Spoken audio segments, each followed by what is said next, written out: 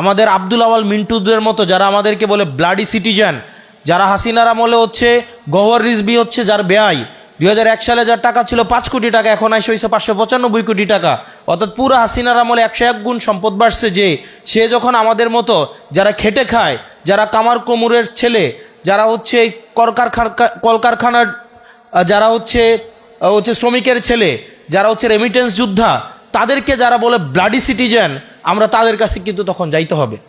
আপনারা কি চান এই এলিটদের কাছে আমাদের রাজনীতিটা আমরা বন্ধক দেই? আপনারা কি চান আমরা এলিটদের কাছে আমাদের রাজনীতি বন্ধক দেই?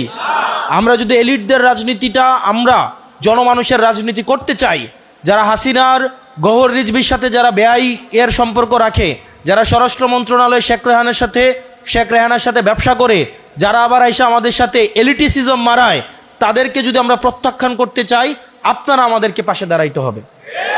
আপনারা পাশে দাঁড়াবেন তো? আমাদের পাশে দাঁড়াবেন তো? এবার আসেন, 12 তারিখ পর্যন্ত আল্লাহর দোহাই লাগে আত্মতুষ্টিতে ভোগা যাবে না। আপনি জিতে গেছেন, মানুষ শুধু আপনার কথাই কইতেছে, চারদিকে আপনার কথাই। আমি ব্যক্তিগতভাবে ধরেই নিতেছে আমার অবস্থান এখন সবার শেষে, এবং এটা ধরে নিয়ে আগাইতে হবে, এবং প্রত্যেক দিন এর আগের দিন থেকে বেশি কাজ করতে হবে। আজকে যদি 10 জন মানুষের কাছে যান, এরপরের দিন 12 জনের কাছে যান, তারপরের দিন 14 জনের কাছে যান।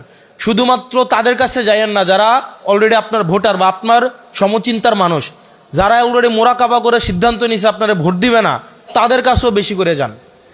আপনার কাজ হচ্ছে যে ভোট দিবে তার কাছে যতবার যাবেন, যে ভোট দিবে না তার কাছে আরো বেশি করে যাইতে হবে।